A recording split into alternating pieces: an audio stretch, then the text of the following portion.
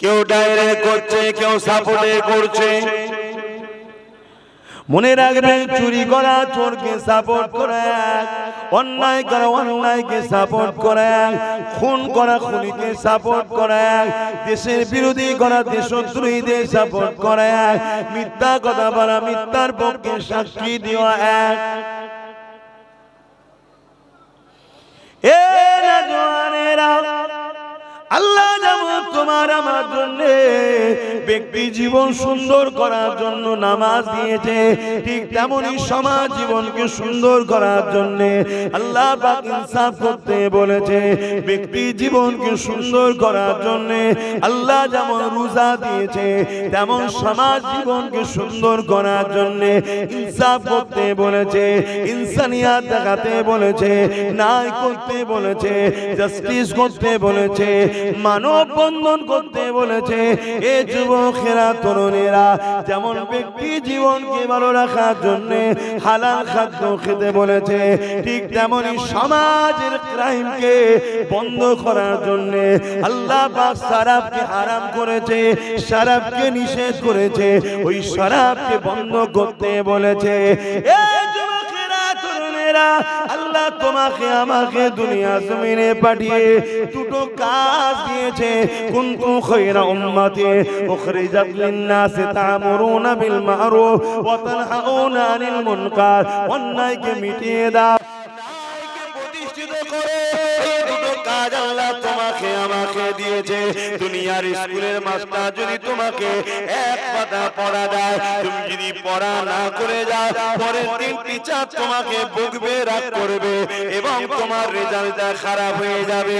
এই যুবকেরা, আল্লাহ যিনি তোমার আমার স্রষ্টা, যিনি তোমাকে আমাকে দুটো হাত পাকার, তোমাকে আমাকে মায়ের পেটেতে সামান্য বাপের শরীরের রস দ্বারা তৈরি করেছে। মনে রাখবেন, মানুষ মাটি দ্বারা তৈরি নয়, মানুষ মাটির রস দ্বারা তৈরি, একমাত্র মাটি দ্বারা তৈরি। আব্বা জান হযরত আদম আলাইহিস সালাম, বাপ আদমের শরীরের রস থেকে দুনিয়া জমিনে মানুষ জাতির ধারাবাহিক শুরু হয়েছে। তুমি আমি বাবা মা এক জায়গায় হয়েছিল, বাপের শরীর থেকে সামান্য রস যেটা চলে যাবার পরে মায়ের রেহেমে যায়, ওই রেহেমে যখন যেতে লেগেছে, ওই সামান্য রসের মধ্যে কোটি কোটি তোমার আমার মতো স্পাম রয়েছে। সবাই মায়ের রেহেমে যাবার চেষ্টা করেছিল, আল্লাহ পাক সব কটাকে মেরে দিয়েছে। আব্বাসকে মায়ের রেহেমে যেতে দিয়েছিল, তোমাকেও মায়ের রেহেমে যেতে দিয়েছিল। আল্লাহ চেয়েছিল বান্দা দুনিয়ায় গিয়ে আমাকে সিজদা করবে, তাওহীদের প্রচার করবে, রিসালাতের প্রচার করবে, রিসালাতকে অনুসরণ করে চলবে, জমিনে শান্তি প্রতিষ্ঠিত করবে, ইনসাফ ইনসানিয়াত প্রতিষ্ঠিত করবে, আমার সৃষ্টিকে ভালোবাসবে। এই জন্য তো আল্লাহ পাঠিয়েছে। মায়ের পেটে যখন বাপের শরীরে সামান্য রসটা চলে গেল, 40 দিন পরে ওটাতে আকৃতি শুরু হয়েছে।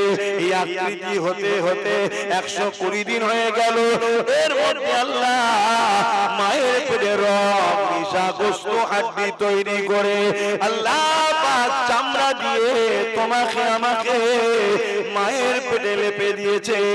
120 দিন পরে আল্লাহ পাক তোমার আমার শরীরে রূহ দিয়েছিল, জান দিয়েছিল,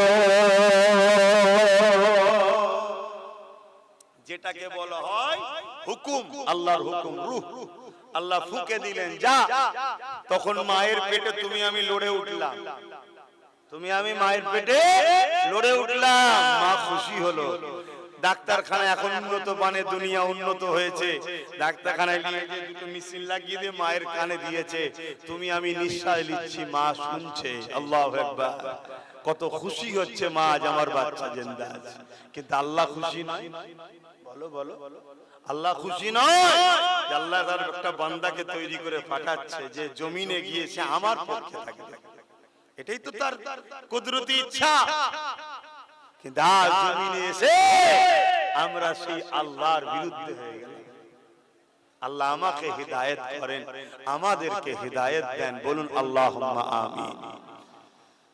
মনে রাখবেন, আল্লাহ ফেরাউনকে ছাড় দিয়েছিল, ছেড়ে কিন্তু দেয়নি। নমরুদকেও আল্লাহ ছাড় দিয়েছিল, ছেড়ে দেয়নি। এজিদকেও আল্লাহ ছাড় দিয়েছিল, ছেড়ে দেয়নি। আমাদেরকেও আল্লাহ ছাড় দিয়েছে, ছেড়ে কিন্তু দেয়নি। এটা ভাববেন না, মৃত্যু হবে, সবার একদিন না একদিন হবে। সেদিন কিন্তু জবাব নেবে। সুম্মা নুফিকা উখরা ফাইযা হুম কিয়ামুন ইয়ানজিরুন। ময়দানে মাশার আল্লাহ উঠাবে, সেদিন কিন্তু সবার হিসাব নেওয়া হবে, জবাব আল্লাহ নেবে। যুবক, তোমার যৌবন কোথায় খরচ করেছো বলো? তোমার তাকত, তোমার ক্ষমতা কোথায় খরচ করেছো বলো? আল্লাহ গরিবের ঘর ভাঙার পিছনে খরচ করেছিলাম, এতিমের সম্পদ লুটার পিছনে খরচ করেছিলাম, দুনিয়ার অত্যাচারী বেঈমান নেতাদের পিছনে ঘুরে ঘুরে সময় কাটিয়েছিলাম। সেদিন তোমার আমার কি হবে ভাবো। সময় এখন আছে। এতিমকে বাঁচাবার জন্য আল্লাহ আমাদেরকে পাঠিয়েছে, এতিমকে লুটার জন্য নয়। এতিমকে সাহারা দেওয়ার জন্য আল্লাহ আমাদের পাঠিয়েছে, এতিমকে মিটাবার জন্য নয়। গরিবের ঘর বানাবার জন্য আল্লাহ আমাদের পাঠিয়েছে, গরিবের ঘর ভাঙার জন্য নয়। আজকে মুসলিম ছেলেরা বেঈমান জালিম নেতাদের পাল্লায় পড়ে আখসার মুসলমানের ছেলে হক নাশ করছে। হকুল্লাহতে যদি ভুল ভ্রান্তি হয়েও যায়, আল্লাহ বলেছে তওবা কর, আমি মাফ করব। নামাজ কাজা করে ফেলেছিস, রোজা কাজা করে ফেলেছিস, হজ করতে পারিসনি, আমার কাছে তোরা ভুল করেছিস, ক্ষমা চা, বল আমরা ভুল হয়ে গেছে, আমি মাফ করে দেবো। জোরে বলুন সুবহানাল্লাহ। কিন্তু কোন গরিবের যদি হক মারিস, মানুষের হক মারিস, মানবের হক মারিস, এক কথায় হক না যদি করলিস, যতক্ষণ না সে মাফ করে আমি আল্লাহ মাফ করব না। আর আখতার মুসলমান এখন আখতার মুসলমান হক নাশে জড়িয়ে যাচ্ছে। কেন জড়াচ্ছে? ইবলিসের চালাতে ঘরে খুশি করার জন্য। আমার দাদা, আমার দিদি, আমার ভাই, আমার বোন, আমার নেতাকে খুশি করতে হবে। আর তোর নেতা ইচ্ছা করে তোকে আল্লাহ থেকে সরাবে বলে পরিকল্পনা করছে। কেন? এরা বদরের মতো তোদেরকে মারতে চায়, কিন্তু ঈমান থাকলে এরা জানে মারতে পারবো না। এরা মুঈনুদ্দিন আজমির মতো তোদেরকে তাড়াতে চায়, কিন্তু এরা জানে ঈমান থাকলে রুকা যাবে না, এদেরকে শেষ করতে পারবো না। কারণ ঈমানদারের সাথে আল্লাহ আছে। জোরে বলুন সুবহানাল্লাহ। তাই এরা ছলে বলে কলে কৌশলে বিভিন্ন স্টাইলে ডাইরেক্ট তোমাকে আর পাপের রাস্তা দেখাচ্ছে না। তোমাকে বলছে কি, এই কোথায় গেলি, এই দিকে ও একটু বাড়াবাড়ি করছে, ওর ঘরটা ভেঙে দিয়া। তুমি মুসলমান গিয়ে ঘরটা ভেঙে চলে এলে, তোমারই কওমের একটা ঘর। শুনছেন না শুনেন? এটা হক না,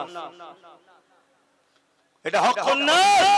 তোমাকে আল্লাহ বানিয়েছিল তার জন্য লড়াই করো, তার জন্য ভালোবাসো। তুমি বেঈমান নেতার জন্য ঝগড়া করলে। কথা বুঝছেন তো নাকি? কিভাবে আমাদেরকে জড়াচ্ছে। আর এটা যখনই তুমি করবে, আল্লাহ তোমার আমার উপরে নারাজ হয়ে যাবে, নারাজ হয়ে যাবে। যারা 100 বছর আগে আমাদের সামনে মাথা তুলে কথা বলতো না, তারা আজকে পুরো পৃথিবী জুড়ে আমাদেরকে তো মিটাবার কথা বলছেই বলছে, আবার বারবার ইসলামকে মিটিয়ে দেবো বলছে। বলছে না? বলেন 100 বছর পিছিয়ে যাও, যারা আমাদের সামনে মাথা তুলে কথা বলা, চোখে চোখে রেখে কথা বলার সাহস ছিল না, তারা আজকে আমাদের বোনেদের রেপ করছে, ইজ্জত লুটছে। তারা বলছে মুসলিম মেয়েদেরকে কবর থেকে তুলে রেপ করব। এত বড় কথা বলছে, এ সাহস কি করে পাচ্ছে? তুমি আমি আল্লাহ ও রাসূল থেকে সরে গেছি, তাই অন্য কিছু না। সংখ্যা আমাদের কমে নেই, সংখ্যা আমাদের দিনকে দিন বাড়ছে। সংখ্যা বাড়ার পরও আমরা মার খাচ্ছি। যেদিন সংখ্যা 1 মুঈনুদ্দিন আজমির ছিল, সেদিন বিজয় আমাদের হয়েছিল। আজ আমাদের কোটি কোটি মুঈনুদ্দিন হওয়ার পরও মার আমাদের খেতে হচ্ছে। কারণ কি? কারণ বুঝতে পারছেন না? দেখুন না কারণ কি। এত সুন্দর জায়গা, ঠান্ডা, এত সুন্দর ঠান্ডা বাগান জায়গা, এরপরও যদি যুবক গুণ এসেছে, কারো এখনো বসার ধান্দা আছে। তাহলে বলুন কারো বছর দেখেন মুসলমানই তো নাকি? আরে কথা বলছে না? তাহলে মুসলমান ধর্মের ছেলে তো নাকি? আমার ইসলাম ধর্মের ছেলে তো, এটা ইসলাম ধর্মের মাহফিল তো নাকি? দেখ এত বলার পর এখনো দাঁড়িয়ে। তাহলে বলুন আমাদের কওমে যদি ছেলেরা এত বিহায়া নির্লজ্জা হয়ে যায় যে তার ধর্মের উপরে মহব্বত না থাকে, তাহলে আমাদেরকে তো মার খেতে যাবে। কথা খারাপ লাগছে না? খারাপ লাগলে দাওয়াতে আনবেন, আমি এমনি আসতে চাই না, আমি এমনি আসতে চাই না। কথা বুঝে আসছে? যারা দাওয়াত করেছিল মনে হয় জিজ্ঞেস করুন, অনেক রিকোয়েস্টের পরেই দাওয়াত হয়েছে মনে হয়। এখনো বোঝে আপনাদের সঙ্গে আমার কোনো বন্ধুত্ব নেই, কোনো দুশ্মনী নেই। আপনাদের সঙ্গে যদি আমার ভালোবাসা থাকে আল্লাহ রসুলের জন্য থাকবে, আর দুশ্মনীও যদি হয় আল্লাহ রসুলের জন্য হবে, অন্য কোনো কারণ আপনার সঙ্গে আমার সম্পর্ক নেই। কথা বুঝে আসছে না? না আমি আপনার সঙ্গে ব্যবসা করি, না আপনার সঙ্গে আমার জমির লেনদেন, না রক্তের কানেকশন, না আত্মীয়তা আছে, কিচ্ছু নেই। একটাই সম্পর্ক, আপনি যার বান্দা আমিও তার বান্দা, আপনি যার উম্মত আমিও তার উম্মত। এটাই হলো কানেকশন আপনার সঙ্গে আমার। আর এই কানেকশনে দুনিয়াতেও বাঁচাতে চাইছি, আখিরাতে জান্নাতে যাতে যান ওই রাস্তাও দেখাতে চাইছি।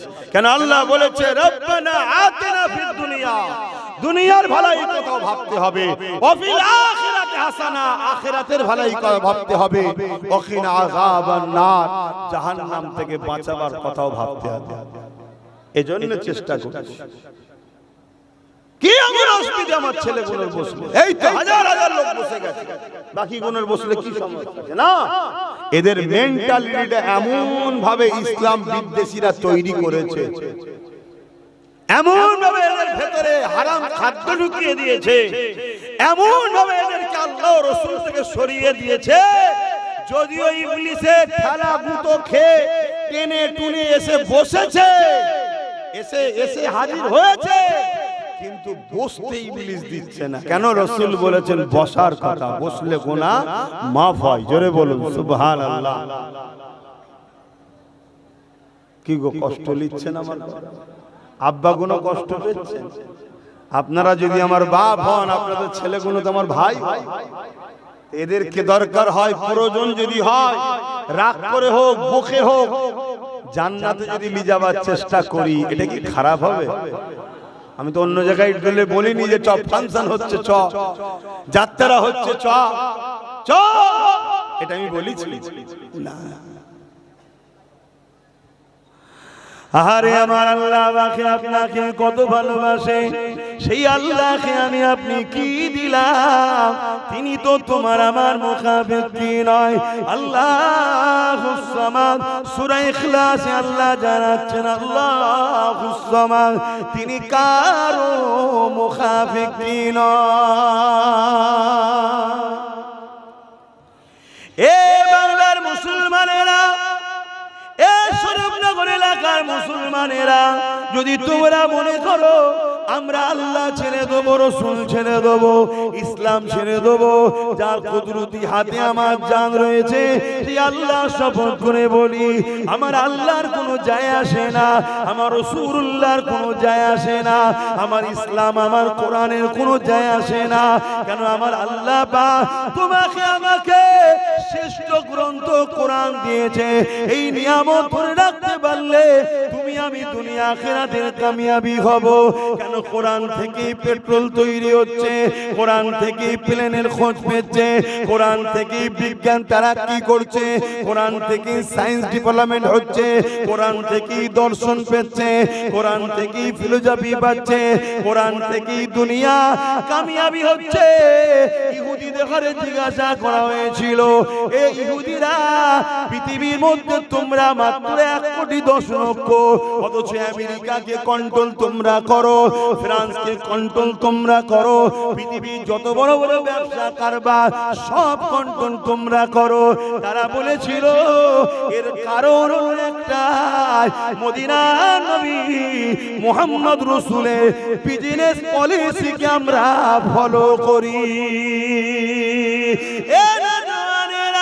আমার নবীকে নিয়ে, আমার কোরআনকে নিয়ে তাম পৃথিবী এগিয়ে চলেছে, আজ উম্মতে মুহাম্মাদি সেই কোরআন থেকে দূরে সরে যাওয়ার জন্য, রাসূল থেকে দূরে সরে যাওয়ার জন্য আজ আমরা ঘরের নৌকার হয়ে গেলাম, আজ আমরা লোকের চাকর হয়ে গেলাম, আজ লোকের টেবিল পরিষ্কার করি আমরা, লোকের জন্য চট বিছাই আমরা, লোকের জন্য ঝান্ডা নিয়ে ঘুরি আমরা, সব জায়গায় মেহনত করি আমরা, খেটে খেটে মরি আমরা, নিজেরা নিজেরা খুনোখুনি করে মরি আমরা, নিজেরা নিজেরা কেস করে জেলে যে মরি আমরা, সব জায়গায় শেষ হচ্ছি।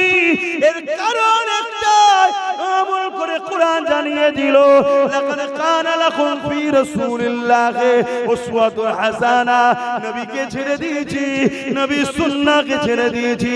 আমাদের উচিত হবে ধর্ম করব, ধর্ম নীতি মানব, রাসূলুল্লাহ হবে মডেল, সংসার নীতি মানব, রাসূলুল্লাহ হবে মডেল, যেমন করে অর্থনীতি করব, রাসূলুল্লাহ হবে মডেল, রাষ্ট্রনীতি করব, রাসূলুল্লাহ হবে মডেল, রাজনীতি করব, রাসূলুল্লাহ হবে মডেল, সমাজনীতি করব, রাসূলুল্লাহ হবে মডেল, প্রতিবেশী নীতি করব, রাসূলুল্লাহ হবে মডেল, সম্প্রীতি নীতি করব, রাসূলুল্লাহ হবে মডেল, ভ্রাতৃত্ব নীতি করব, রাসূলুল্লাহ হবে মডেল।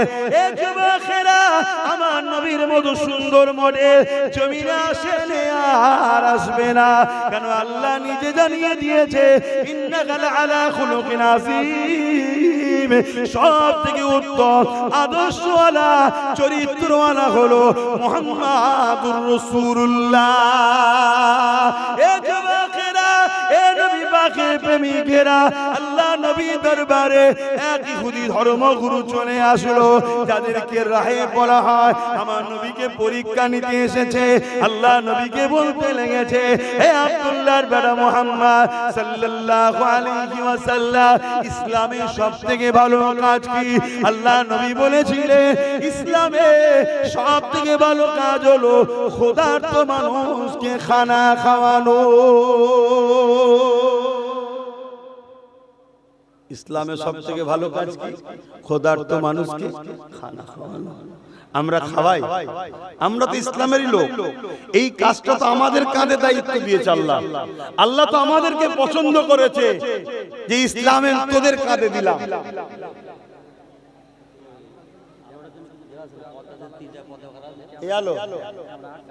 মাথা গরম হয়ে যাবে, এমনি মাথা গরম হচ্ছে।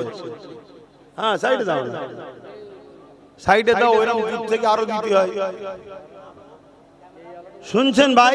কেন আমাকে চলে যেতে হবে, সময় দিতে পারবো না। তাহলে ইসলামের সব থেকে ভালো কাজ কি? ক্ষুধার্ত মানুষকে খানা খাওয়ানো। এই কাজটা তো প্রত্যেকটা ইসলামের মানুষের দায়িত্ব। সেই ক্ষুধার্ত যদি আমার প্রতিবেশী মুসলমান হয় তাকেও খাওয়াবো, সেই ক্ষুধার্ত যদি আমার প্রতিবেশী হিন্দু হয় তাকেও দিতে হবে, সেই ক্ষুধার্ত আমার প্রতিবেশী আদিবাসী, দলিত, সাঁওতাল, মতুয়া হয় তারপরেও তাকে খানা খাওয়াতে হবে। কেন? রাসূল বললেন ক্ষুধার্ত মানুষ, ক্ষুধার্ত মুসলমান বলেন। শুনছেন তো? কি কাজটা আমাদের?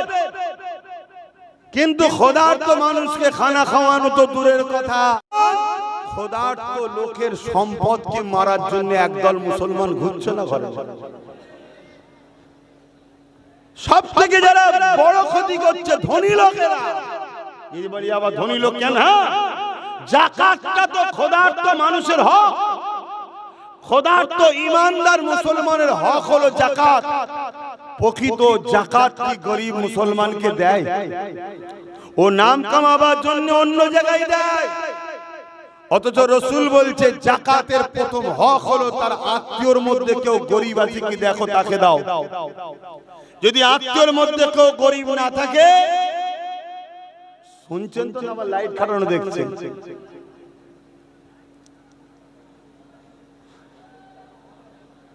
না বিয়াদি,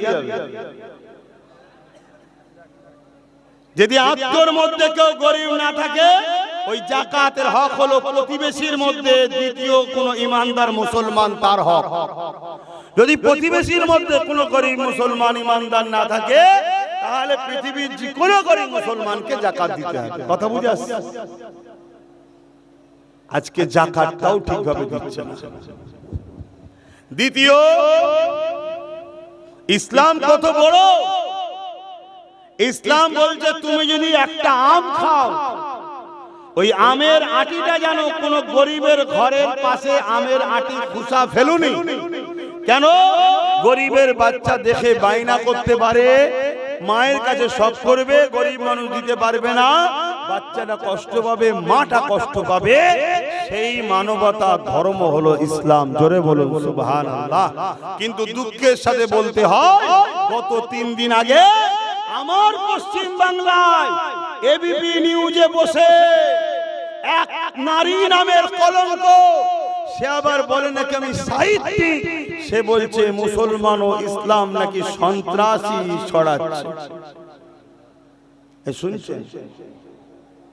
এর কারণ, এর কারণটা কি? এর কারণ দুটো। একটা, যে এ কথা বলছে সে একটা আকাট মূর্খ, নারী নামের কলঙ্ক। দ্বিতীয় কি কারণ? হ্যাঁ, আমার কওমের মধ্যে কিছু মুসলিম গুন্ডা আছে না নাই? এক কথা বলে, যাদেরকে বিভিন্ন রাজনীতির দলের লোকেরা নিজেদের স্বার্থ সিদ্ধির জন্য দিয়ে গুন্ডাগিরি করায়, কিন্তু বদলামের ভাগটা বারবার ইসলামে আসে। ঘোড়া কড়াইছে তার নিজের স্বার্থে, কিন্তু বদলামের ভাগটা ইসলাম পায়। কেন? ও সূরাতে সকলের লেবাসে নামে মুসলমান। তাই যখন বদলামটা হয় ইসলামের উপরে হয়, কিন্তু সে কাজ করে ইসলামের জন্য নয়, কাজ করে দুনিয়ার কিছু সমাজ বিরোধী নেতাদের জন্য কাজ করে। ভুল বলছি নাকি? আর এই সকল বদমাইশ, নারী নামের কলঙ্ক, যে মহিলা এই কথা বলল সেও জানে যে ইসলাম সন্ত্রাস নয়, ইসলাম সন্ত্রাস মুক্ত করার ধর্ম। জোরে বলুন সুবহানাল্লাহ। তাহলে আমাদেরকে একটু ভেবে ভেবে পা ফেলা দরকার আছে না? ভাবু। তো যাক, আসেন আমি যে কথা বলছিলাম, তাহলে ইসলাম ক্ষুধার্ত মানুষকে খানা খাওয়াবার নাম। আল্লাহ নবী সাহাবাদেরকে ওয়াজ করছেন, সাহাবাদেরকে শোনাচ্ছেন, বাবারা কিয়ামতের দিন একটা যুবককে আল্লাহ তুলবে। যুবকরা শোনো মন দিয়ে, কিয়ামতের দিন আল্লাহ একটা যুবককে তুলবে, তুলে বলবে তুমি হিসাব দাও। জমিন আমার, আসমান আমার। শিশুবেলায় এই পায়ে চলতে পারতে না, কে তাকত দিয়েছে এই পায়ে? আস্তে আস্তে তুমি যৌবন হচ্ছ, তোমার হাতে ক্ষমতা হচ্ছে, শরীরে তাকত হচ্ছে। আগে দুপা জোরে চালাতে গেলে পড়ে যেতে, আল্লাহ তোমায় তাকত দিয়ে তুমি ছুটছো, লাফাচ্ছো। এই ক্ষমতাটা আমাকে তোমায় দিয়েছে কে? এই যে আব্বাস সিদ্দিকী কথা বলছে, আওয়াজ করছে, তোমাদের সঙ্গে শোনাচ্ছে, এই জবানে আমার কথার ক্ষমতা দিয়েছেন কে? এই যে দুটো হাত লাড়াচ্ছি, লাড়াবার ক্ষমতা দিয়েছেন কে? হেঁটে হেঁটে স্টেজ মেম্বারে উঠলাম, এ ক্ষমতা দিয়েছেন কে? এই যে দেখছি তোমাদেরকে, এই রোশনি চোখে দিয়েছেন কে? সেই আল্লাহ খুঁজলে অপরাধ করবে? আমার আল্লাহ কিয়ামত দিন একটা যুবককে জিজ্ঞেস করবে, হে বান্দা বল আমার জন্য কি করেছিস? যুবকরা মন দিয়ে নসিহতটা শোনো। হতে পারে তোমার জিন্দেগির কোন একটা অ্যাক্সিডেন্টে আল্লাহ তোমার জীবনের সব পাপকে মাফ করে ওলিও বানাতে পারে। জোরে বলুন সুবহানাল্লাহ। তোমাদের যদি ভালো হবার ইরাদা থাকে, তাহলে ভালো জায়গায় বসারও শখ। কোন দিন, কোন জায়গা, কোন টাইমে, কোন মোড়ে, কোন কারণে আমার আল্লাহ তোমায় পরিবর্তন করে দিয়ে জগৎ বিখ্যাত ওলিও করে দিতে পারে। জোরে বলুন সুবহানাল্লাহ। আমরা শুনেছি হযরতে মালিক বিন দিনার, নাম শুনেছেন তো নাকি? হযরতে মালিক বিন দিনার একদিন জলসা করছে, মেম্বারে বসে জলসা করছে, আর এমন সময় একটা যুবক জলসার মজলিস থেকে উঠে দাঁড়িয়ে বলছে, হুজুর ইজাজত যদি দেন একটা কথা বলবো। হযরতে মালিক বিন দিনার বলছে, বলো বাবা কি বলবে? তখন জিজ্ঞেস করছে, হুজুর আজ থেকে বছর 15-20 হবে, আমরা তখন ছোট ছোট ছিলাম, এখন আমি যুবক হয়ে গেছি, আপনাকে দেখেছি আপনি শরাব পান করে রাস্তায় পড়ে থাকতেন, আজ আপনি নবীর মেম্বারে উঠে জলসা করছেন, এই পরিবর্তনটা কি করে হলো? যেই বলেছে মালিক বিন দিনার কানতে শুরু করেছে। অ্যাকচুয়ালি ওনার নাম মালিক, আব্দুল মালিক, কিন্তু পরে তার নাম মালিক বিন দিনার হয়ে গেছে। কথা বুঝে আসছে? এর ইতিহাস আছে, একটু ছোট করে বলে দিই। উনি এক নৌকোয় পার হচ্ছিল, কোনো ঘাট পার হচ্ছিল, আর ওনার কাছে পয়সা ছিল না। আর মাঝি যে ছিল চালক নৌকা, পয়সা চাইছিল। উনি বললেন বাবা আমার কাছে নাই। তো অনেক গির্জাদি করার পরে উনি বললেন তাহলে উপরে চলো আমি গিয়ে দেবো, কিন্তু লোক শোনেনি। নৌকা মাঝিওয়ালা ওনাকে তুলেছে, পানিতে ফেলে দেবে। এই সময় দেখছে নৌকোর চতুর্দিকে, অর্থাৎ যেদিকে যাচ্ছে ওই দিকটা বাদ দিয়ে বাকি দিকে একটা করে মাছ ভেসে উঠেছে, হাজার হাজার মাছ। প্রত্যেক মাছের মুখে একটা করে সোনার মুদ্রা। জোরে বলুন সুবহানাল্লাহ। এই সোনা দিনারের জন্য ওনার সেই দিন থেকে নাম হয়ে গেল দিনার, মালিক বিন দিনার। তো যাই হোক, আমি ওদিকে যাচ্ছি না। উনি যখন বললেন যে হুজুর আপনার এই পরিবর্তন কি করে, শরাব খেয়ে আপনি রাস্তায় পড়ে থাকতেন। শোনো যুবকেরা, দুনিয়া বেশি দিনের নয়। আজকে রাত্রিরে শোবে, কালকে সূর্য উঠবে, তুমি আমি নাও উঠতে পারি। কি ঠিক না বে ঠিক গো? কোনো গ্যারান্টি না। এই সামান্য দুনিয়ার মায়ায় তোমার স্রষ্টাকে নারাজ করছো, তোমার রবকে নারাজ করছো, তোমার খোদাকে নারাজ করছো। আমি জানি ভুল হয়ে যায়, হালকা বয়সে ভুল হয়ে যায়। পরিবর্তনের জায়গাগুলো তো থাকতে হবে, পরিবর্তনের জায়গাগুলো তো থাকতে হবে। হালকা বয়সে একটু ভুল হয়ে যায়, কিন্তু 50টা মিনিট তো আল্লাহর জন্য মসজিদে আসতে হবে। 10 মিনিট করে 5 ওয়াক্ত। যদিও ফজর বেলা ঘুম না ভাঙে, জোহর বেলা তো আসতে লাগে। জোহর বেলা কাদা মাটি ছিলে, আসর বেলা তো আসতে লাগে। আসর বেলা আসতে দেরি হয়ে গেছে, মাগরিবে কি করছিলেন? বিবেক দিয়ে প্রশ্ন করুন, মাগরিবে কি করছিলেন? আসা দরকার না দরকার না? আপনার আল্লাহর কাছে আসা দরকার না দরকার না?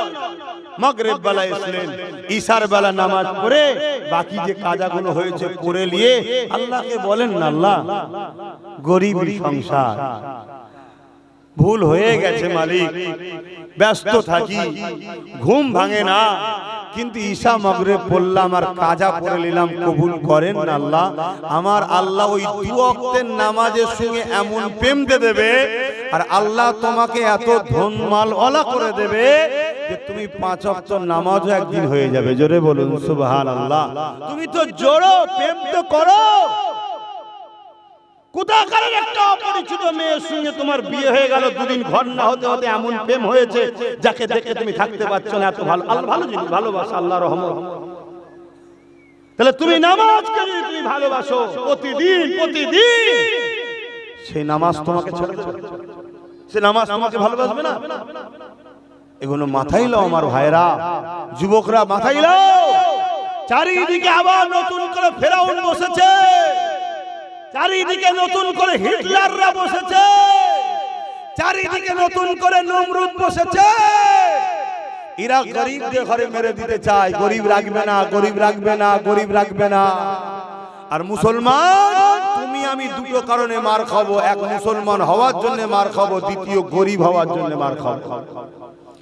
আর অন্য সমাজের মতুয়া থেকে শুরু করে হিন্দু টিন্দু যা আছে, এরা গরিব যারা আছে সব মেরে শেষ করে ফেলবে। আমি অনেক আগে থেকে বলে আসছি, আমার কথা তো পছন্দ হয়নি, দেখো না কি হয়। কথা কিছু বুঝছেন না, বোঝেন না? বড় লোকের কোনো সমস্যা নাই।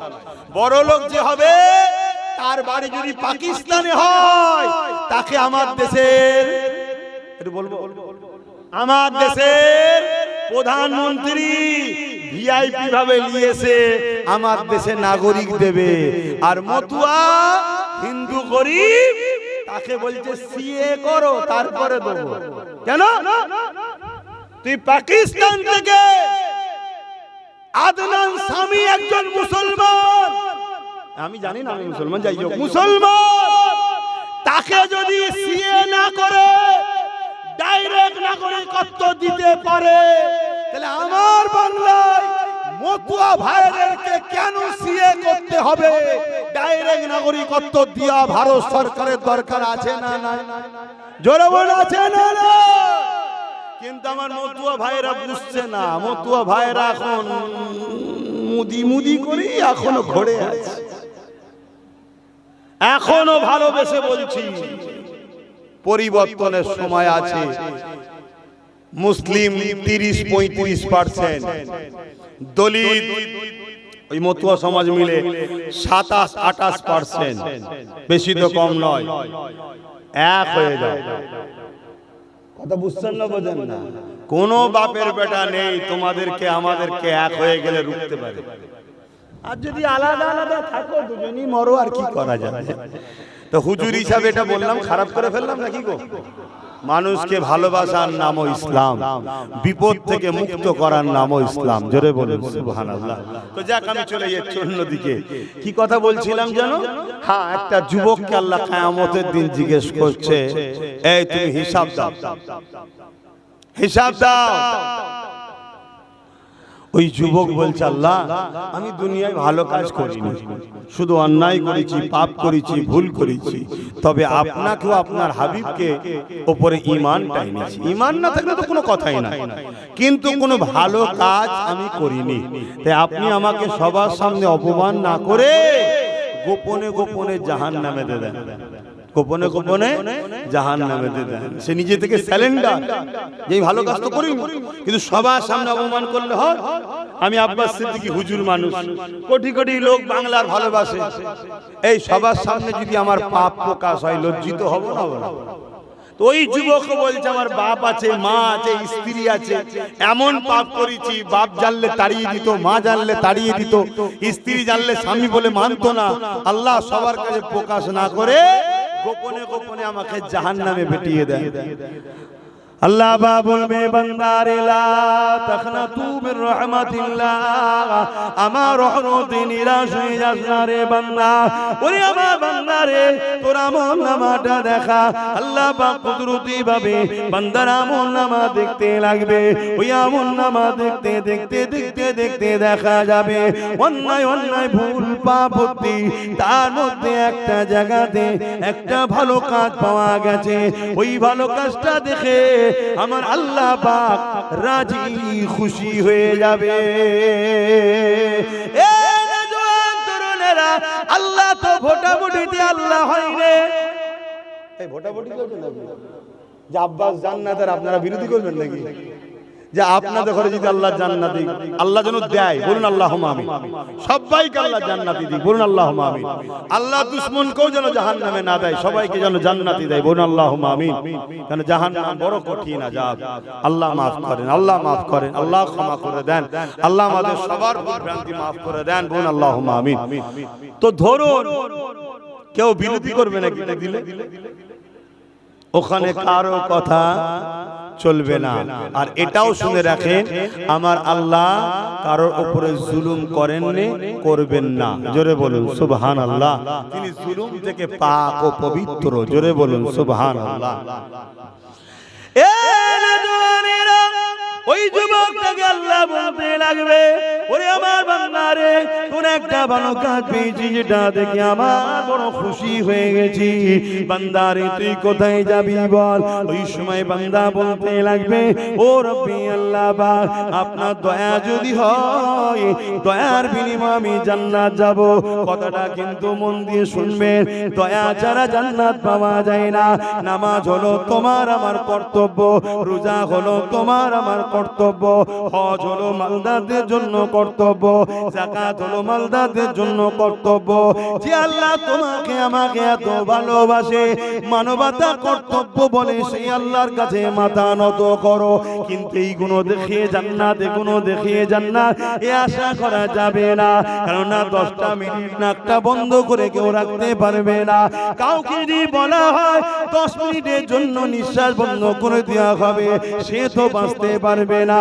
তাহলে তোমার এই 10 মিনিটের নিঃশ্বাসের কি মূল্য দেবে? কেউ যদি যদি সাগরে ডুবে যেতে লেগেছে, তাকে যদি অবস্থায় কেউ বলে তোকে উঠাবো, তোর জমি জায়গা যা আছে আমাকে দিয়ে দিবি বল, সে জান বাঁচাবার জন্য সবটা দিয়ে দেবে। ওই জান আল্লাহ দিয়েছে, ওই জানে তুমি কি মূল্য দেবে বলো? এ যুবকেরা, তরুণেরা, আল্লাহ পাক ওই সময় বলবে বান্দারে তুই খুব সুন্দর কথা বলেছি, আমার রহমতের যারা জান্নাত যাওয়া যায় না, যা বান্দা, আমি আল্লাহ তোর জীবনের সমস্ত পাপকে চেপে দিয়ে আমি আল্লাহ তোকে জান্নাতি বানিয়ে দিলাম। এ যুবকেরা, তরুণেরা, তোমার আবার কি হলো? এ মিয়া, এ না ঢিলে আছে, না ঢিলে আছে, বয়স তো ভালো হয়েছে।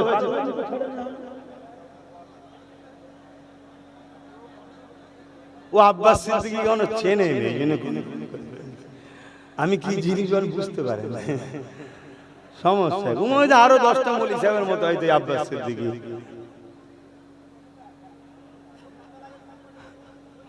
কিরকম কিরকম আজি আল্লাহ চিড়িয়াখানায় কত পাগল, কত কোয়ালিটি। তো কি কথা বলছিলাম? যুবকটাকে আল্লাহ বললেন যা, আমি আল্লাহ তোকে আমার রহমতে জান্নাত দিলাম। জোরে বলুন সুবহানাল্লাহ। আল্লাহ নবীকে সাহাবারা জিজ্ঞাসা করলেন, ইয়া রাসূলুল্লাহ, হাবিবাল্লাহ, ওই যুবকটা কি এমন কাজ করেছে যেটা দেখে আল্লাহ এত রাজি খুশি হয়ে গেলেন, তার সমস্ত পাপকে আল্লাহ ক্ষমা করে দিলেন, চেপে দিলেন, মাফ করে দিলেন? এ যুবকেরা, আল্লাহ নবী জানিয়ে দিলেন, মন দিয়ে শোনো যুবকরা, বিশেষ করে শোনো, তোমার আমার জিন্দেগিতে অনেক ভুল ভ্রান্তি হয়ে গেছে। যদি কখনো সুযোগ আসে, কখনো যদি মৌকা আসে, ভালো কাজ যদি হয়ে যায় করে দিও। এই যুবকেরা, আল্লাহ নবী সাহাবাদেরকে বলতে লাগলে, ওই যুবকটা একদিন রাস্তা দিয়ে যেতে ছিল, প্রচন্ড গরমের সময় ছিল, একটা গাছের গোড়াতে তার মনিব তার একটা গৃহপালিত পশুকে গাছের গোড়ায় বেঁধেছিল। তখন ছিল সকালবেলা, ছায়াটা একদিকে ছিল, ওই দিকে বেঁধেছিল, কিন্তু সূর্য ঘুরে যাওয়ার দরুন ছায়া চলে গেছে, আর ওই সূর্যের তাপ পশুর গায়ে পড়েছে। ওই পশুটা সূর্যের তাপেতে আর গরমেতে পিপাসায় জিভটা বাইর হয়ে গিয়েছিল, বড় কষ্ট হচ্ছিল। আল্লাহ পাকের এই যুবক বান্দাটা দেখে ওই দিনে মায়া দরদ হয়ে গেছে। আরে আল্লাহ সৃষ্টিটা বড় কষ্ট পেয়েছে, আল্লাহ সৃষ্টিটা বড় অসহায় হয়ে আছে, আল্লাহ সৃষ্টিটা বড় কষ্ট পেয়েছে। এই জন্য ওই যুবকটা কমিটি ঘুমোচ্ছে নাকি? এক্ষুনি ওখান থেকে কেউ ফটো তুলবে, তুলে ছাড়বে, এই দেখো হুজুরদের জলসায় মহিলারা সামনে দিয়ে যায়, লাও বদলাম এবার চারিদিকে শুরু হয়ে গেল। এক তো রাস্তার উপরে করা ভুল হয়েছে, কেন স্টেজটা ওখানে করলে কি সমস্যা ছিল? স্টেজটা যদি ওই জায়গাটাই করতে, পুরো মাঠটা ফাঁকা ছিল, এই মাঠেই করা কি দরকার ছিল? আরে বেশি হলেও তো জায়গা তো অনেক।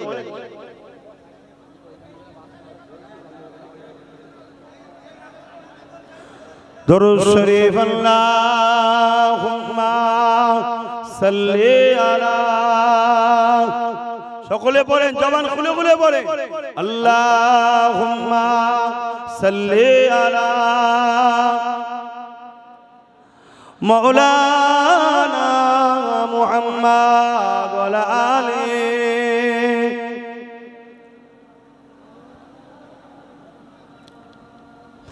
तमाम दिलों का हुजूर जानते हैं, तमाम दिलों का हुजूर जानते हैं, हर एक गुलाम का चेहरा हुजूर जानते हैं। अल्लाहुम्मा सल्ली अला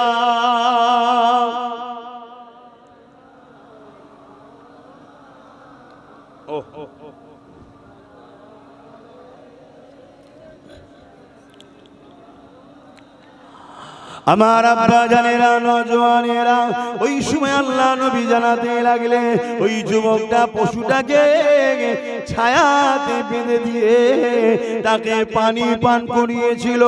এই যে আল্লাহ সৃষ্টির ওপরে সে দয়া, মমতা, ভালোবাসা, দয়া দেখিয়েছে। আমার আল্লাহ পাক এটা দেখে বড় খুশি হয়ে গিয়ে বলতে লাগবে, ওরে আমার বান্দারে, রহমত তামাম কায়নাতের মধ্যে আমি বন্টন করেছি। আমার দিয়া রহমত নিয়ে, মায়া নিয়ে, দয়া নিয়ে তুই যদি আমার অসহায় সৃষ্টির উপরে দয়া করতে পারি। সে ছিল তখন বাঁধা, ছায়াতে যেতে পারছিল না, পানির পিপাসা তার মিটতে পারছিল না।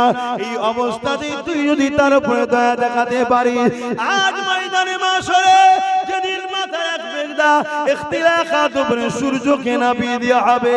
এই যুবক মন দিয়ে শোনো, আল্লাহকে ভয় করো। তোমার যতই তাড়াতাড়ি থাকুক না কেন, ময়দানে মাশরে সব বেটাকে নফসি নফসি করতে হবে, সবাইকে উলঙ্গ করে উঠানো হবে। সেই দিনে কারো কিছু দাদাগিরি চলবে না। ওই দিনে মাথা রাখবে দাও পরে আল্লাহ বা সূর্যকে নামিয়ে দেবে। আল্লাহ নবী জানিয়ে দিলে এমনও পাপ পাওয়া যাবে ময়দানে মাশরে ছেলেকে জমিনে শুইয়ে দিয়ে তার বুকের উপরে পা দিয়ে দাঁড়িয়ে যাবে। এমনও মেয়ে ছেলে পাওয়া যাবে নিজের জন্মদাতা বাপকে জমিনের উপরে শুইয়ে দিয়ে তার বুকের উপরে পা দিয়ে দাঁড়িয়ে যাবে। এমনও মা পাওয়া যাবে নিজের মেয়েকে জমিনে শুইয়ে দিয়ে তার বুকের উপরে পা দিয়ে দাঁড়িয়ে যাবে। এমনও মেয়ে পাওয়া যাবে নিজের মাকে জমিনে শুইয়ে দিয়ে তার বুকের উপরে পা দিয়ে দাঁড়িয়ে যাবে। সাহাবারা কাঁদে আর বলে, ইয়া রাসূলুল্লাহ, হাবিবাল্লাহ, এই রকমটা কেন হবে? আল্লাহ নবী বললেন, লোহা আগুনে দিলে যেমন লাল হয়ে যায়, সূর্যে তাপে তো জমিনটা লাল হয়ে যাবে, ওই দিনে দাঁড়াতে পারবে না। এ যুবক, কাল যদি দুটো মিলিটারি আসে তোমাকে AK-47 ঠেকিয়ে যদি বলে ক্যাম্পে যাও, তার হাত থেকে তুমি যদি রক্ষা না পাও, আমার আল্লাহর ময়দানে মাশরে এই জমিন থেকে তুমি কি করে রক্ষা পাবে? কে তোমার সেদিন পাশে দাঁড়াবে?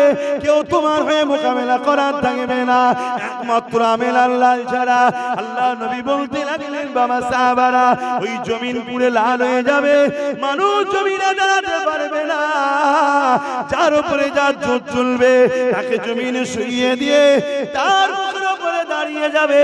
এই কঠিন কিয়ামতের দিনেতে তোমাকে আমাকে সবাইকে দাঁড়াতে হবে না, হবে না? আওয়াজ দিয়ে বলো, হবে না, হবে না? এটা বিশ্বাস যে করে সেইটাই তো ঈমানদার। ওয়াল ইয়াউমিল আখিরাত, আখিরাতের উপরে ঈমান, সেই তো যে বিশ্বাস করে না, সে ইসলামের কেউ নয়। জন্ম নিতে পারে ইসলামের ঘরে, দাড়ি টুপি জুব্বা পাগড়ি থাকতেও পারে, কিন্তু এইটা তো ঈমান। আমানতু বিল্লাহি ওয়া মালাইকাতিহি ওয়া কুতুবিহি ওয়া রাসূলিহি ওয়াল ইয়াউমিল আখির ওয়াল কদরি খাইরিহি ওয়া শাররিহি মিনাল্লাহি তাআলা ওয়াল বাস বাদাল মাউত, বাল বাস বাদাল মাউত, মওতের পরে আবার উঠানো হবে। কথা বুঝে আসছে? এইটার উপরে তো বিশ্বাস রাখতে হবে। তো সেই জায়গায় আজ ওই আখিরাতে কঠিন দিনে কি হবে, কিন্তু ওই দিনও আল্লাহ একটা বান্দার উপরে কেমন দয়া দেখাচ্ছে, একটা ভালো কাজ আল্লাহ তাকে জান্নাত দিচ্ছে। কি? আল্লাহর এক সৃষ্টি রোদে কষ্ট পেয়েছিল, তাকে ছায়ায় বেঁধে পানি পান করিয়েছে। আল্লাহর কোন সৃষ্টি যদি আজ বিপদে পড়ে, জালিম হুকুমাতদের চক্রান্তের শিকার হয়ে তাদের উপরে যদি জুলুম হয়, নাগরিকত্ব কেড়ে নেওয়া হয়, বঞ্চিত করা হয়, ছোট্ট ছোট্ট বাচ্চাগুলো কিলে তারা যাবে কোথায়? এই বিপদের সম্মুখীন তাদেরকে যদি ঠেলে দেওয়া হয়, তাহলে ইসলামের অনুসারী হিসাবে একজন ইসলামের তুলাবা ছাত্র বা ইসলামের প্রচারক হিসাবে আমি বলতে বাধ্য হচ্ছি, সেই সকল মানুষের পাশে দাঁড়িয়ে যারা জুলুম করবে তাদের বিরুদ্ধে লড়াইয়ের দরকার আছে না? জোরে বলুন, লড়াইয়ের দরকার আছে না? এই লড়াই করতে হবে। কথা বুঝে আসছে? কিন্তু দুঃখের সাথে বলতে হয়, এই লড়াইটা যেন সংবিধান বিরোধী না হয়।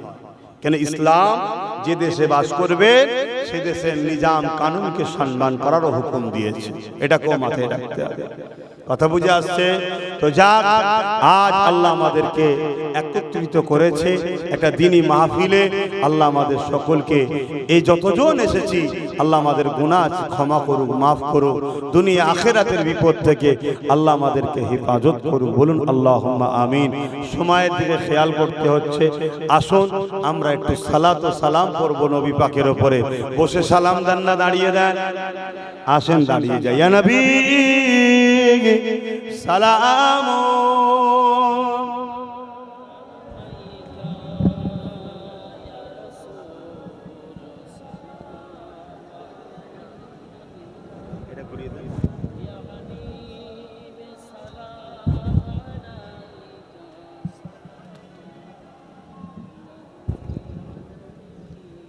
কিন্তু একটা কথা বলে দিই, কেন আজ আমাদের সমস্ত জামাত দল সিলসিলাকে এক হতে হবে, ঠিক তো নাকি গো?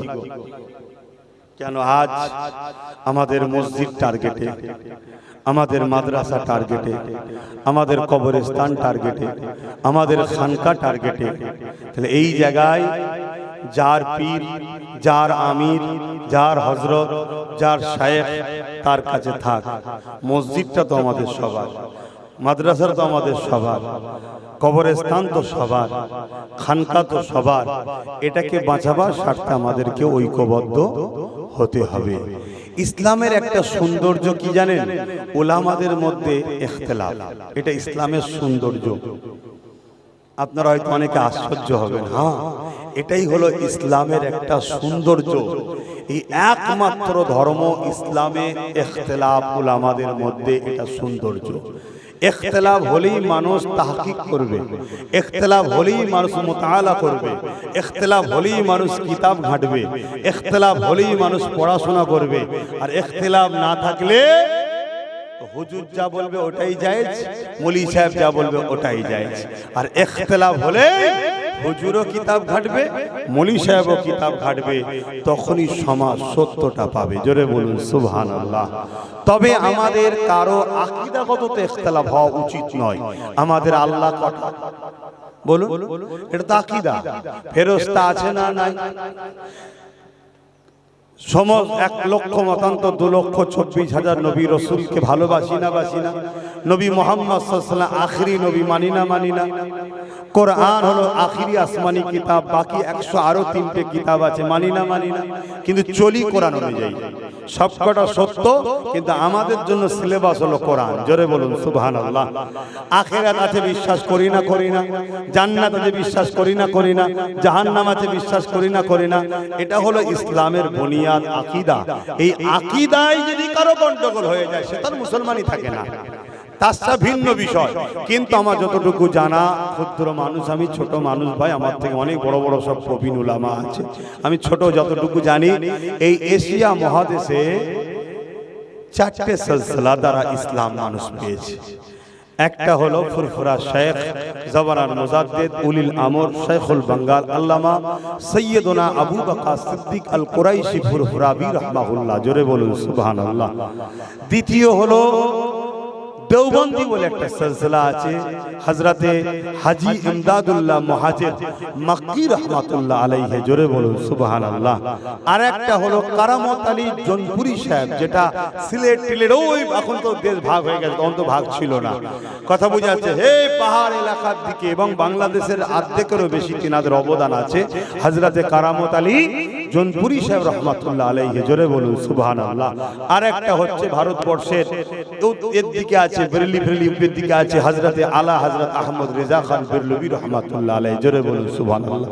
এই যে 4 জনের নাম বললাম, 4 সিলসিলার মুরব্বির নাম বললাম, 4 জনই আহলে সুন্নাত ওয়াল জামাত, 4 জনই ওলি, 4 জনই হক, 4 জনই জান্নাতি। জোরে বলুন সুবহানাল্লাহ। এবার নিচু তলায় আমাদের মধ্যে যদি কেউ আলা হযরত আহমদ রেজা খানকে মানেন, তিনার যে আকীদা, অবশ্যই তিনি আহলে সুন্নাত ওয়াল জামাতের। দাদা হুজুরকে কেউ যদি মানেন, তিনার যে আকীদা, অবশ্যই সে আহলে সুন্নাত ওয়াল জামাতের। কেউ যদি কারামত আলী জনপুরি সাহেবের আকীদা মানে, সে অবশ্যই আহলে সুন্নাত ওয়াল জামাতের আকীদার মানুষ। কেউ যদি দেওবন্দীদের পীর হাজী ইমদাদুল্লাহ মুহাজির মক্কির কথা মেনে চলে, অবশ্যই তিনি আহলে সুন্নাত ওয়াল জামাতের আকীদার মানুষ। কিন্তু দুঃখের বিষয়, নাম ফুরফুরা সিলসিলা, ভেতরে অন্য কোম্পানির মাল বিক্রি করা হচ্ছে। এটা হয় না? হয় না? নাম বেরেলি, ভেতরে অন্য কোম্পানির মাল বিক্রি হচ্ছে, তাহলে সমস্যা। নাম দেওবন্দি, ভেতরে অন্য প্রোডাক্ট বিক্রি হচ্ছে, তাহলে সমস্যা। কথা মাথায় ঢুকছে না? ঢোকে না? বাকি যে চার সিলসিলা আমাদের আকাবেরকে যদি মানি, তাহলে আমাদেরকে ভাবা দরকার আজ মসজিদ, মাদ্রাসা, কবরস্থান, ঈদগাহ, খানকাকে বাঁচাবার স্বার্থে যার আকাবের তার কাছে, যার মুর্শিদ তার কাছে আমাদেরকে ঐক্যবদ্ধ হতে হবে। কথা বুঝে আসছে? কল্লা যদি থাকে তবে তো টুপি লাগাবো, ঠিক না বেঠিক গো? কল্লা যদি থাকে তবে তো মসজিদে গিয়ে সেজদা দেবো। কঠিন পরিস্থিতি আসছে, তবে এই পরিস্থিতিতে কোনো মুসলমান যদি ভয় খায়, ঘাবড়ে যায়, ও মুসলমান সে মুসলমান নয় যে মুসলমানের কথা কোরআনে আছে। ও 2 নম্বর মুসলমান। ঘাবড়াবার জায়গা, ভয় খেয়ে যাওয়ার জায়গা ইসলামে নাই। সমাধান করার কথা বলছি। সমাধান এইভাবে থাকলে হয় না। দেখছেন না, 5টাই ভেঙে দিয়ে যাবে। ভাঙা যাবে না? যাবে না? বলুন বলুন। 5টাকেই ভেঙে দেওয়া যাবে, কিন্তু 5টা যদি এক জায়গায় হয়, এবার ভাঙা যাবে? ওজন উল্টো খেয়ে চলে যেতে হবে। কথা বুঝে আসছে না? না, তো সেইটাই হচ্ছে আমার বলার উদ্দেশ্য। তো যাক, এই কথাগুলো বলছি, আপনারা আবার খারাপ নিচ্ছেন না তো? কেন এখন সবার কাছে সবার মত পছন্দ নাও হতে পারে, কিন্তু জাতির স্বার্থে, দেশের স্বার্থে এবং অন্য ধর্মের মানুষকে বাঁচাবার স্বার্থে, এদেশ যখন ব্রিটিশ শোষণ করছিল, ব্রিটিশদের হাত থেকে এদেশকে স্বাধীন করার জন্য অনেক মায়ের লালই জীবন দিয়েছে। কিন্তু এটা শুনে রাখুন, সব লালের মায়ের জীবনকেই আমি দেশের নাগরিক হিসাবে সম্মান করা দরকার, করি, ভিন্ন বিষয়। কিন্তু প্রথমে আওয়াজ কিন্তু মুসলিম উলামারাই তুলেছিল। হযরতে আব্দুল আজিজ মুহাদ্দিস দেহলভী রাহমাতুল্লাহ আলাইহি, জোরে বলুন সুবহানাল্লাহ, তিনি আওয়াজ তুলেছিলেন, আসো ব্রিটিশদের বিরুদ্ধে লড়াই করা ফরজ।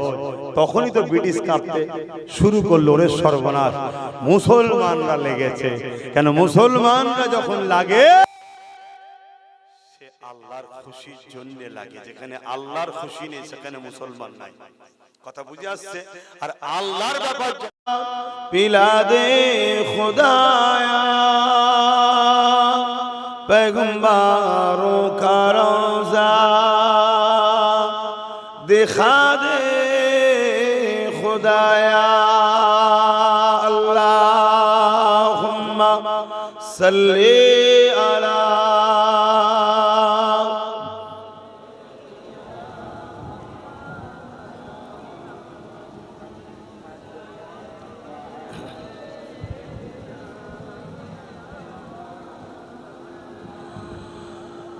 सदा है महशुर में लब्बाइक लब्बाइक, जहां उम्मतों ने पुकारा मुहम्मद, हमें जानो दिल से प्यारा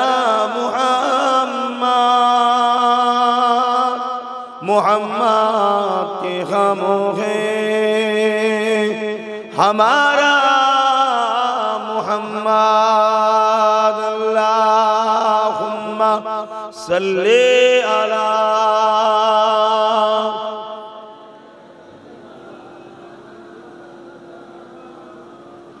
वला आले सय्यदना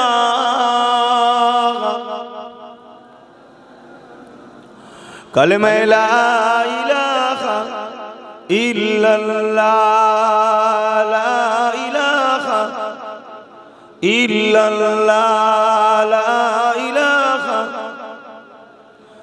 ला इलाहा इल्लल्लाह, ला इलाहा, ला इलाहा इल्लल्लाह, मुहम्मदुर रसूलुल्लाह, हस्बी रब्बी जल्लल्लाह, मा फी क़ल्बी ग़ैरुल्लाह, नूर मुहम्मद सल्लल्लाह হক লা ইলাহা ইল্লাল্লাহ লা ইলাহা ইল্লাল্লাহ মুহাম্মাদুর রাসূলুল্লাহ আল্লাহুম্মা সাল্লি আলা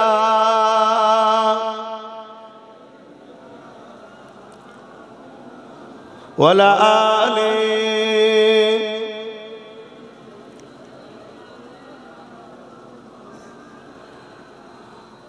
وقال الله تعالى في كلام المسيح والفرقان الحميد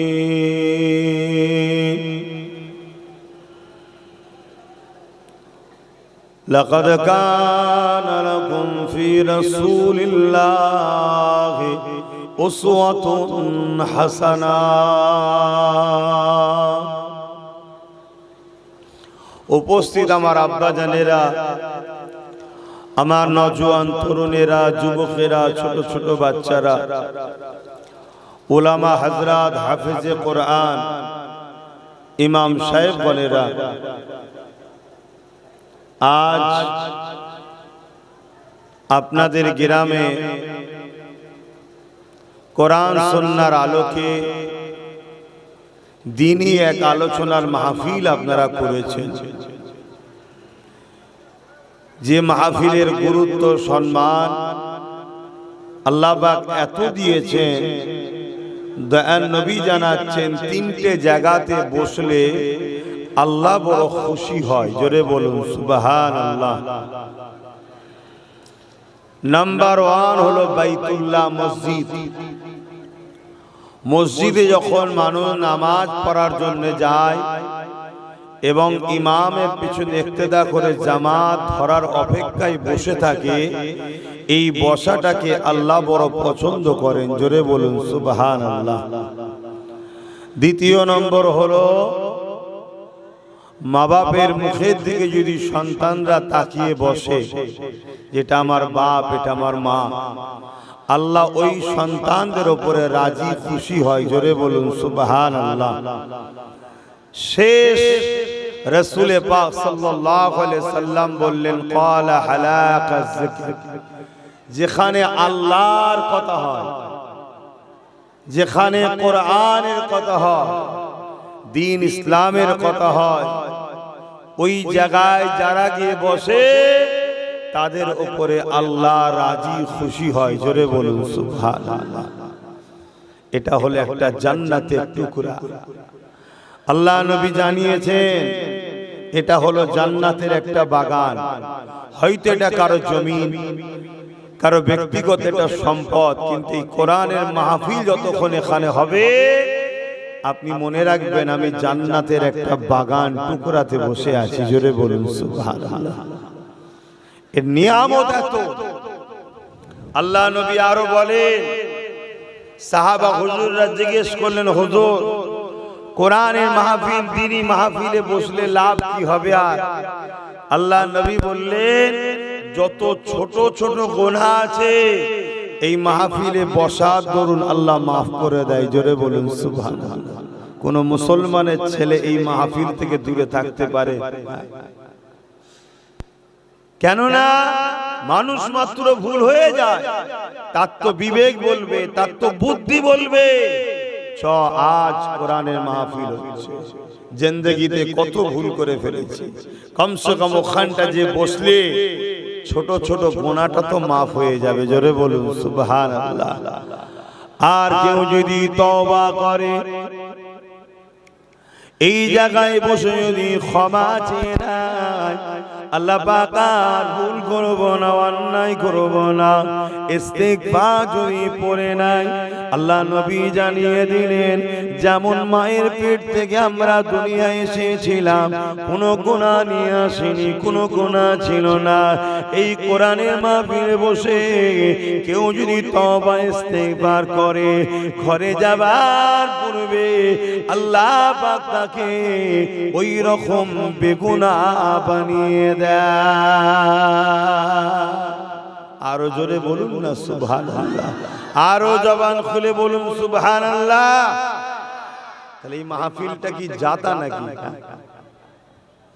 এটা কি কোন দুনিয়াদারির অন্য কোন নেতা কেদাদের মাহফিল নাকি, যেখানে বসলে বিরিয়ানি পাবেন বা অন্য কিছু পাবেন?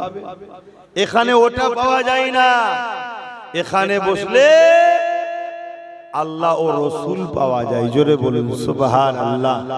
যাদের কাছে আল্লাহ ও রসুল সবার আগে, তাদের জন্য মাহফিল। আর যারা আল্লাহ ও রসুল পেয়েছে, দুনিয়া তাদের গোলাম হয়। জোরে বলুন সুবহানাল্লাহ। 800 বছর আগে চলে গেছে সুলতানে হিন্দ মঈনুদ্দিন আজমিরি, আল্লাহ ও রসুল পেয়েছে।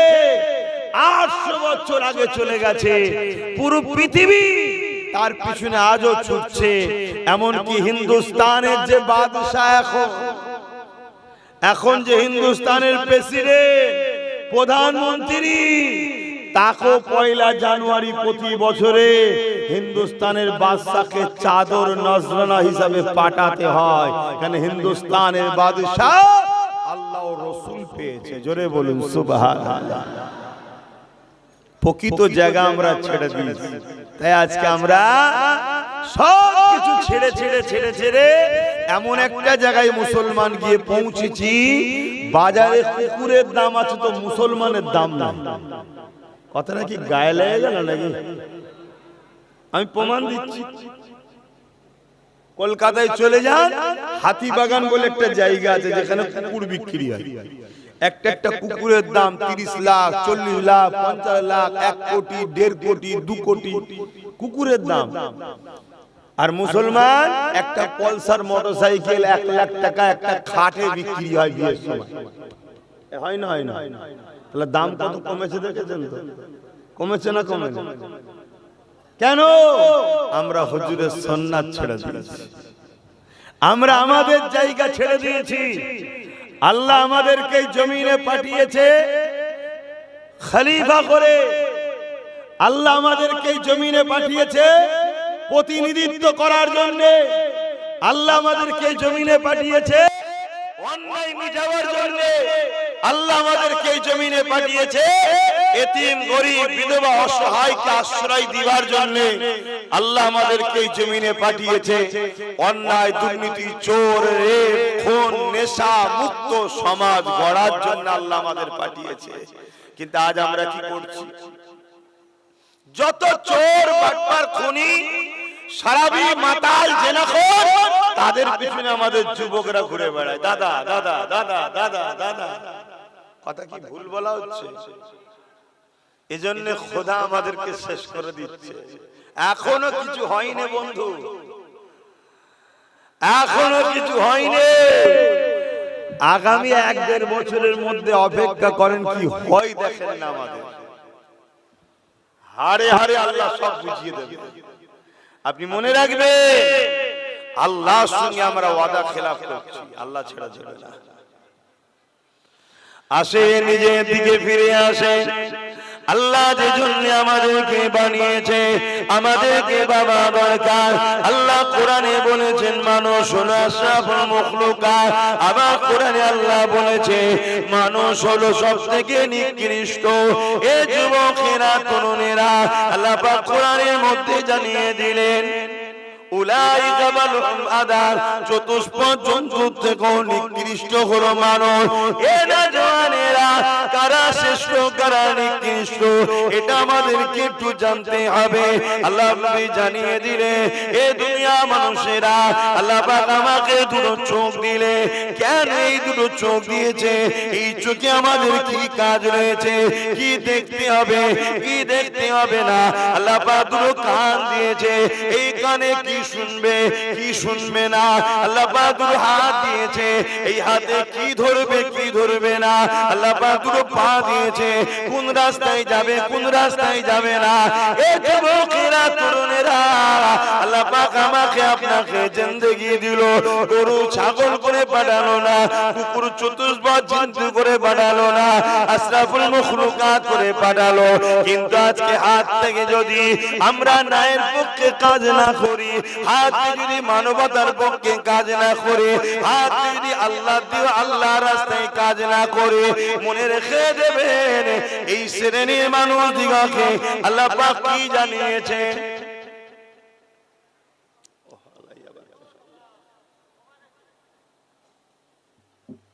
শুনছেন তো?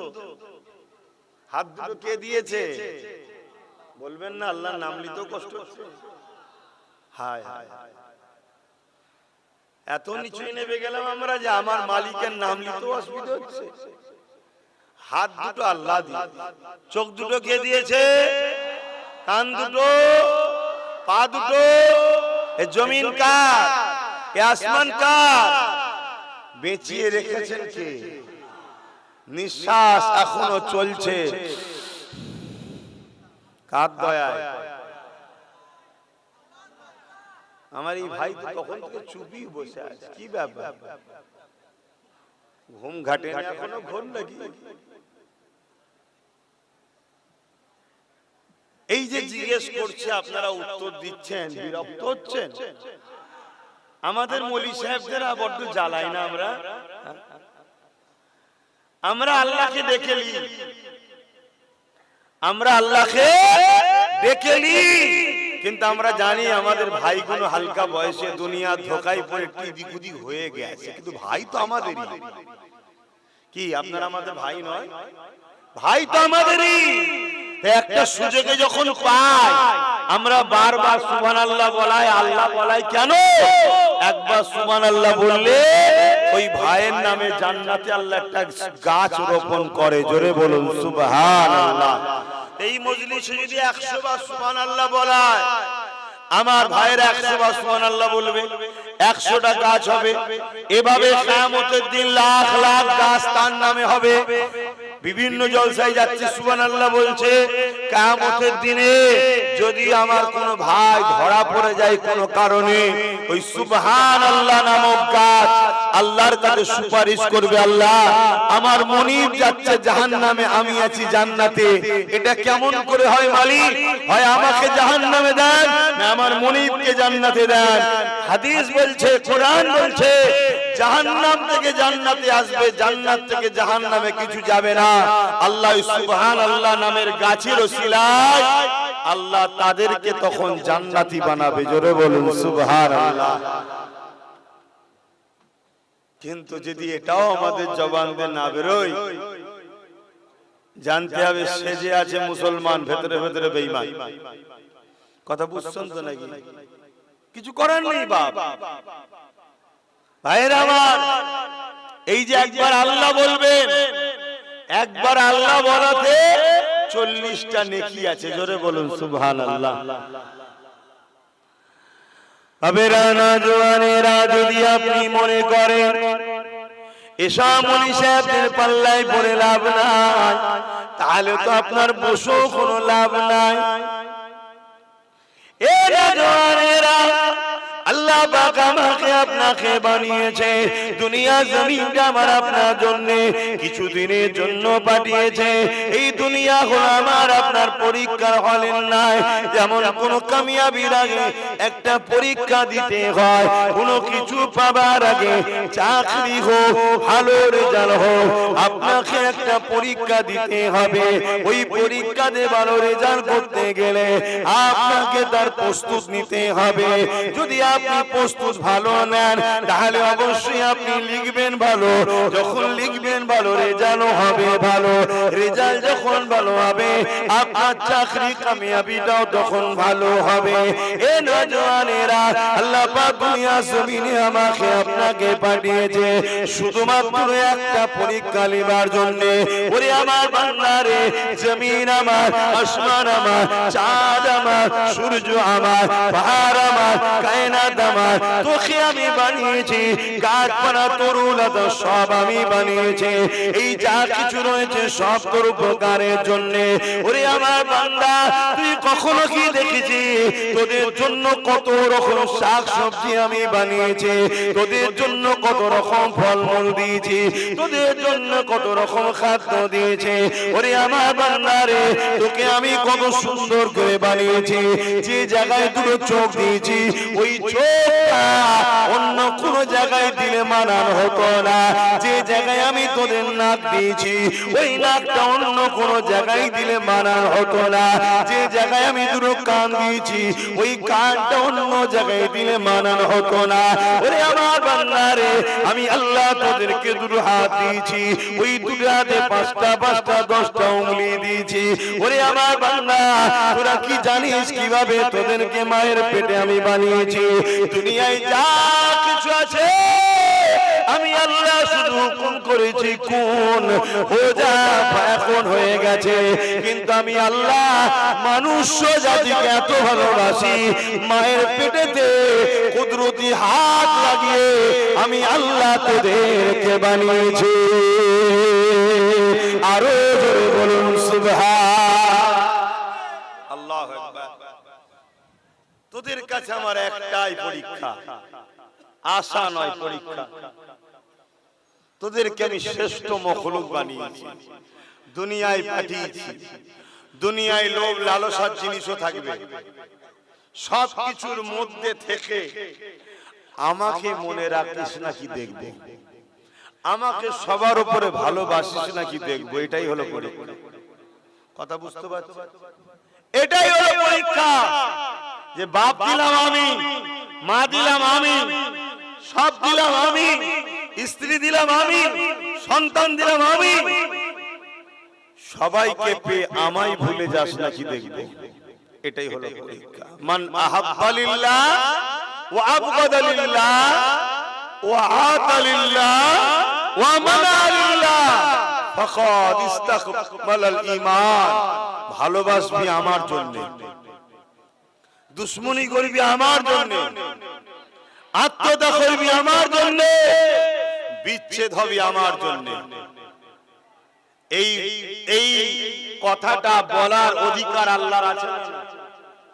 এক কথা বলে, ভালোবাসবো কার জন্য, আত্মীয়তা করবো কার জন্য, বিচ্ছেদ হবো কার জন্য, দুশ্মনী করবো লড়াই করবো কার জন্য? আল্লাহর জন্য। এটাই হলো পরীক্ষা। আমরা করি, আমরা করি না। আমরা আমাদের দুশ্মনের জন্য মারপিট করি, আমরা আমাদের যে পথ তার জন্য লড়াই করি, আমাদেরকে যে জাহান্নামের দিকে নিয়ে যায় তার জন্য আন্দোলন করি, আমাদের যে ক্ষতি করে তার জন্য আন্দোলন করি। আমরা নফসের জন্য মারপিট করি, আমরা দুনিয়ার জমি জায়গার জন্য মারপিট করি, চাকরির জন্য মারপিট করি, আমরা নিজের নফসের জন্য আত্মীয়তা করি, নফসের জন্য নিজেরা ঝগড়াও করি, কিন্তু আল্লাহর জন্য আমরা করি না। এজন্য আজ আমাদের বিপদে আল্লাহ আমাদের সাথ দেয় না। হিসাব তো বরাবর বাবা। আল্লাহ তো আমাদের মুখাপেক্ষী নয়, আমরা আল্লাহর মুখাপেক্ষী। আমরা যদি আল্লাহ ভুলে যাই, আল্লাহর কি দায় পড়েছে আমাকে আপনাকে বাঁচাতে যাবে? কি দায় পড়েছে তার? তিনি কি আমাদের মুখাপেক্ষী নাকি? তারপরও খেয়াল করে দেখুন, আপনি ঘুমিয়েছিলেন রাত্রিরে, সকালে আপনাকে আল্লাহ এখনো জিন্দা তুলেছে, এটাই শুকরিয়া আদায় করে বলি আলহামদুলিল্লাহ। এই আজকের দিনে আমার আপনার মতো কত লোক ঘুমিয়েছে, আশেপাশে খবর নেন, সকালে সূর্য উঠেছে সে আর ওঠেনি, মারা গেছে। আল্লাহ আমাকে আজকে মারেনি, আপনাকে মারেনি, বাঁচিয়ে রেখেছে। বান্দা তোর এখনো সময় আছে, তওবা কর, এখনো পরিবর্তন হ। তুই আমার মিশনে আয়, এই জমিন আমার, এই জমিনে আমার, জমিনে তুই শান্তি প্রতিষ্ঠিত কর, এই জমিনে ফিতনা বন্ধ কর, এই জমিনে আমাকে সিজদা দে, এই জমিনে ন্যায় প্রতিষ্ঠিত কর, এই জমিনকে দুর্নীতি মুক্ত কর, এই জমিনকে রেপ মুক্ত কর, এই জমিনে নেশা মুক্ত কর, এই জমিনে তাওহীদের প্রচার কর, এই জমিনে হাবিবুল্লাহ রিসালাতের প্রচার কর। এজন্য আমি আল্লাহ তোকে বানিয়েছি। কিন্তু আজ আমরা করছি কি? আল্লাহ দিয়া জিন্দেগি পেয়ে সকাল থেকে উঠে পরচর্চা, পরনিন্দা, মারপিট, খুনোখুনি, একে লুটবো ওকে লুটবো, এই সব মেন্টালিটি আমার কওমের মাথায় ঢুকানো হয়েছে। ঢুকানো হয়েছে কারা? ঢুকিয়েছে যারা দুনিয়ায় আমাদের খোদা হতে চায়, বুঝে লাও। কেন কখনো তোমার গ্রামে এসেনি, পক্ষে কে বিপক্ষে কে বুঝাওই নি, কিন্তু হক কথা তো বলতে হবে নাকি? যারা দুনিয়ায় আমাদের প্রভু হতে চাইছে তারা, যেমন ফেরাউন মানুষের প্রভু হতে চেয়েছিল, নমরুদ প্রভু হতে চেয়েছিল, এজি আজকেও এরকম দুনিয়ায় কিছু লোক আছে আমাদের প্রভু হতে চায়। তারা সবাইকে কৃতদাস দাসী বানাতে পারলো, মুসলমানকে বানাতে পারে না। এজন্য তারা পরিকল্পনা করেছে মুসলিম সমাজকে হারাম খাদ্য খাওয়া, মুসলিম সমাজকে ছোটখাটো পদের অধিকারী দিয়ে তার দ্বারা ইসলাম বিরোধী কাজ করাও। আজকে সেটা আমরা করছি তো নাকি?